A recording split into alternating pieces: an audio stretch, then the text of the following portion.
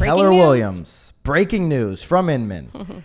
They're ending their lifelong profit-sharing program for defectors, for people that leave the company.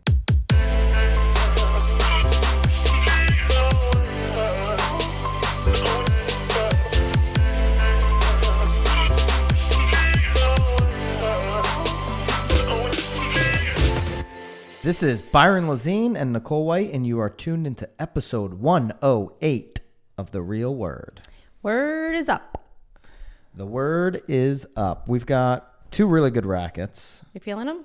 I am feeling them. Okay. CNBC and an Inman article. I think the CNBC... Breaking news on the Inman article, by the way. Breaking news 3 days ago. Yeah. Let's jump right into it. You sent the CNBC article. I thought this one was really good. It's good for what's happening right now in the buyer pool for real estate agents, for the demographic that they're dealing with in these buyer pools. Right. And the CNBC article states that the number one mistake millennials are making is not buying a home. David Bach, who's a self-made millionaire, he made the statement that this is the single biggest mistake, that millennials are not prioritizing home ownership.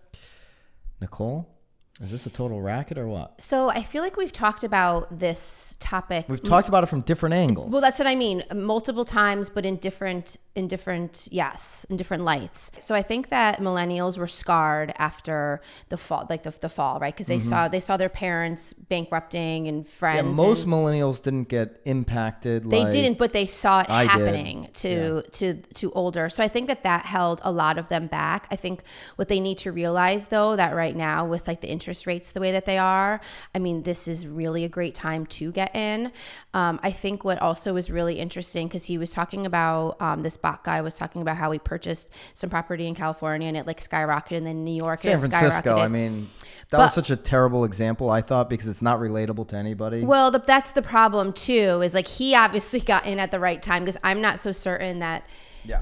And I don't know their markets well enough, but I mean, a millennial, I don't think is going to be able to buy anything affordable in either one of those areas. But the majority of millennials act like they want to live in San Francisco, but the majority of them do not. Right. So that's a terrible example that he gave. But his overall thesis about getting ahead, if you pay attention or learn about compounding, your ability to get wealthy, right? Like compounding your investments enhances your ability to get wealthy. If you listen to anybody that's talked about that, then the sooner you buy, the quicker you can get there. Right. I pulled a couple things off of Google just because of this CNBC article, thecollegeinvestor.com. Don't know if that's a legitimate source. Oh, it sounds pretty legitimate. I mean, why not? I mean, the word college might throw you completely off, but they stated that 90% of the world's millionaires were created investing in real estate. Bigger Pockets, which I can say is a legitimate source, says 90% of millionaires in the U.S. are invested in real estate. Mm-hmm. It makes sense. If you got $1 million, you're going to be invested in real estate one way or another. But the quicker you get in, the sooner your money can start compounding over time if you hold that real estate for a long period of time. The average homeowner right now, today, is 38 times wealthier than the renter, right? So that's just facts, that's data. If you might be saying right now, Byron, you said when that whole Gary V thing came out not to buy a home. I did. For a certain individual, an individual that's investing in their business, that's a full-fledged entrepreneur, and wants to grow their business first. If you want to grow your business to the max potential, you need to put every penny you possibly can into it. And if you're investing in real estate where you're going to live as opposed to renting it, you're now having to put a big down payment in, and we got into the whole thing. You can go look that video up. That down payment is going to hold your business back. Yeah. But for the far majority of people that just need simple investments, whether they're going to invest in the stock market or just invest in where they live because they're going to be there long term, millennials should start doing this now. The longer you wait, if you wait till you're in your late 30s, right, You have to ride out some real estate cycles, and it's just going to take you a longer amount of time than if you invest in your late 20s or early 30s. Right. I think what's super important to keep in mind here too is that he's not saying you need to buy this house and then live in it for 30 years. What he's simply stating though is that there's going to eventually be a place that you're going to fall and live for a long time. So if you were to buy in your hometown now, but you're not necessarily staying here, like you can obviously rent it out, but again, and he was saying that you can actually just start making money just by living. So again, you don't feel like as a millennial, because I know that they probably get super claustrophobic with the thought of having to stay in one place for 40 years. That's not at all what he's saying. You can buy, obviously still move around, but as long as you have something that you do own, it certainly is an easy way. We've always talked about it. It's like sort of like a forced savings account. It's the only thing that really works for me. And he actually in that article talked about if you were to rent a house for 30 years at $1,500 a month, that's almost, I think he said almost $585,000, and you're still left with nothing. So right. That certainly was a great example, certainly something to think about for sure. Yeah, you don't own anything if you rent your whole life. Yeah. That's for sure. The other big thing here is you've just got to get started, but you don't want to rush into this thing. So I'm saying, yeah, get started early, but don't rush into this where you're going to be in a situation where you're going to leave the area in 2 years and you're not in a position to manage the property if you have to go and rent it, right? Right. The person with the most information is going to win. So be prepared before you get into these situations of just going out there and buying something. Start to research the process. But I don't think that's a racket. I think that's right on. I think the only caveat would be when we referenced it last year, if you're an entrepreneur, then you've got a debate on your hands. Racket number 2. We're ready. Keller Williams. Breaking news from Inman. They're ending their lifelong profit sharing program for defectors, for people that leave the company. Should they have done this a long time ago? I was going to say, I'm actually surprised to even hear that they were allowing them to keep that profit share after they left. But well, here's the thing. I mean, Keller Williams built their pyramid off of just that, right? Like their ability to recruit at scale was because, hey, even if you're going to get vested in 3 years, even if you leave, you're going to be able to keep this profit sharing. Right. So their numbers went through the roof. Now, as we sit here today in February 2020, they've lost agents the last 4 months straight, right? Yeah. So this could be, something that helps retain people longer time.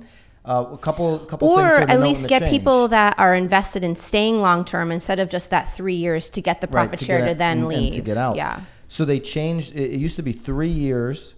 You got vested, and then whether you left after 3 years, you were going to get this lifelong revenue sharing. Now it's 7 years. So you got to be there at least 7 years. And then after April 1st, when this kicks in, if you join the company after April 1st, you've got to be there 7 years, and you've got to stay basically forever to get your revenue sharing. Right.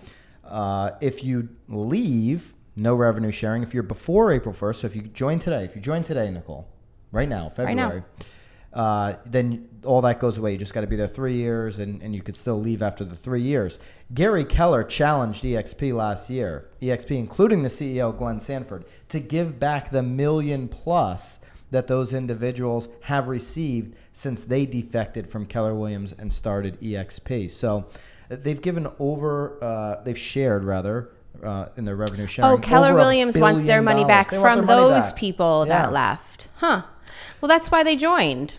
Exactly. But, I mean, I'm sure there was probably plenty of agents that was their business model, not necessarily becoming an agent, right? Yeah. Potentially. Absolutely. Some people just joined Keller Williams, just like people are joining EXP today to be full-fledged recruiters, try to get people in their downline. And there's nothing wrong with that. It's a model for certain people to make income, right?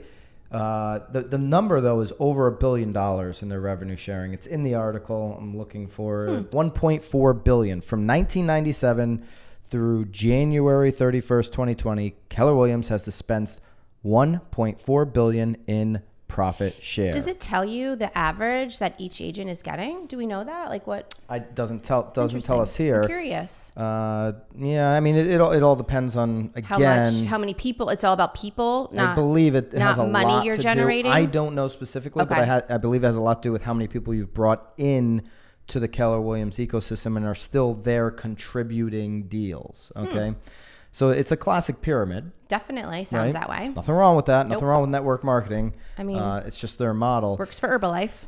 This makes and this makes a lot of sense to me. Get people to stick. I think you're going to see whether EXP changes the way they do things. I mean, you're getting stock that you can take anywhere and sell at any time at EXP.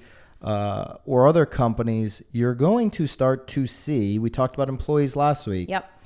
Different programs or different things that they set up within their company to get agents to stay for a long period of time. And I think that the profit share is a brilliant way, because I do think that your agents 100% feel invested. I think that unfortunately what they did is just offered it for too long, forever, no matter what. Yes, because I do think that the idea of the profit share is brilliant. I think it's a great way to run the business. But to compete with, Zillow agents, quote unquote, or Redfin agents, or any of these disruptors, the traditional brokers are going to have to figure out how to get longevity. They can't continue to operate with top producers bouncing and flipping from brokerage to brokerage every 3 years.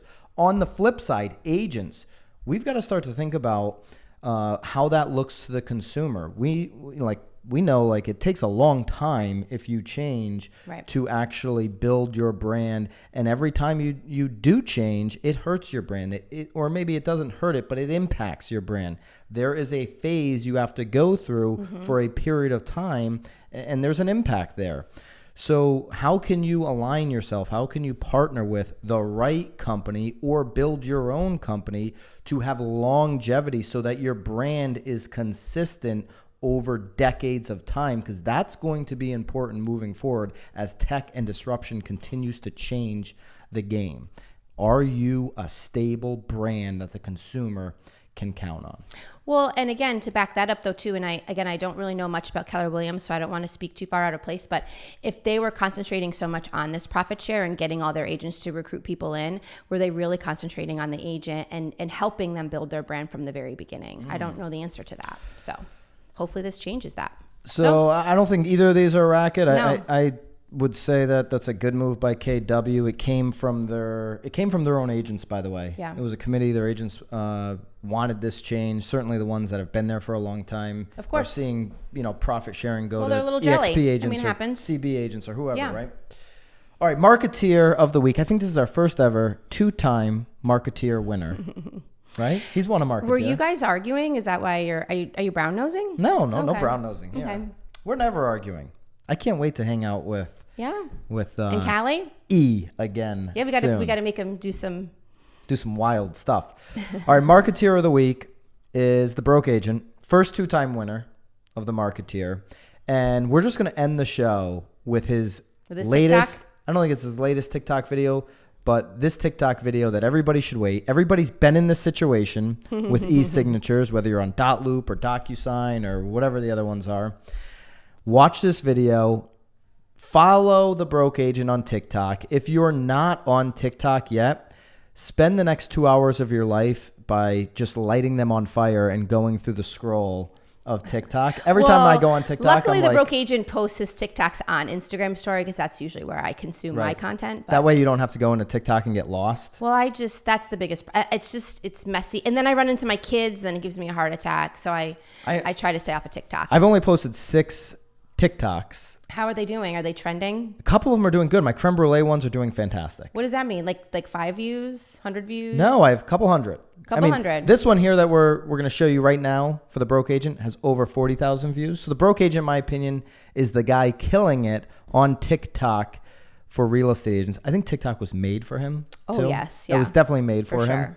But, we talked about millennials at the beginning of the show. Millennials are almost, you go on TikTok, they feel old on TikTok. Like even millennials are a little old on TikTok. I feel like they are a little old on TikTok. Again, my 9-year-old likes going on TikTok. Yeah, but it's something we should all be thinking about, because same thing that happened on Instagram. It's going to be all old people in 3 years. So Broke Agent, you're doing something very smart. You're getting onto TikTok early. It's why it's broke. Yeah, that's why you're broke. You're creating the brand. I don't know, this is going to be the decade of not being broke for the Broke Agent. That's another prediction there. A lot of predictions on this show always. Always? Always. I feel like there aren't any ever any predictions. Okay. We'll That go was back fun. and watch the last 107 episodes and put in the comments how many predictions there have been. Watch this episode or this TikTok from the broke agent now. Keep it real, guys. See ya. I think I'm losing my mind, trying to stay inside the lines. It's like you're